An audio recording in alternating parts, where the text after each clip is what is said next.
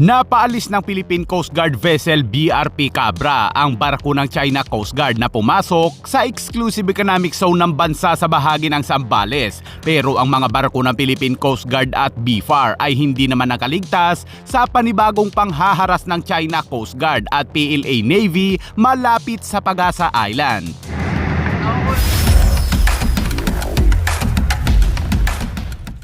Mabilis ang update lang mga kabayan sa patuloy na tensyon sa West Philippine Sea. Iniulat ng Philippine Coast Guard nitong Sabado na hinaras umano ng China Coast Guard at People's Liberation Army Navy ang mga sasakyang pangdagat ng Bureau of Fisheries and Aquatic Resources o BFAR na papunta sana sa Sunday Cay sa West Philippine Sea. Ingat!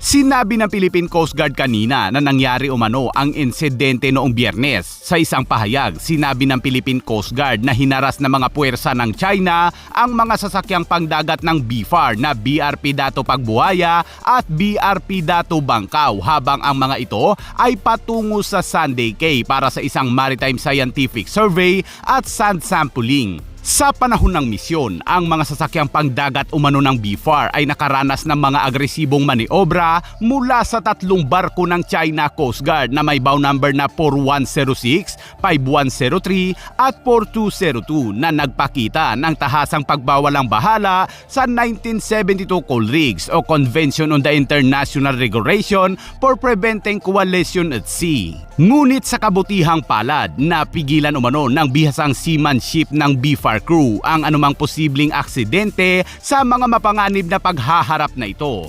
Nag-deploy din ng China Coast Guard ng 4 na maliliit na speedboat para harasin ang 2 rigid hull inflatable boats ng BFAR na naghahatid ng mga tauhan sa Sunday Cay. Habang ang isang People's Liberation Army Navy helicopter naman ay nag-hover sa isang hindi ligtas na altitude sa itaas ng BFAR ribs na lumikha ng mga mapanganib na kondisyon dahil sa lakas ng hangin nito. May hangin talaga ang mga Chinese.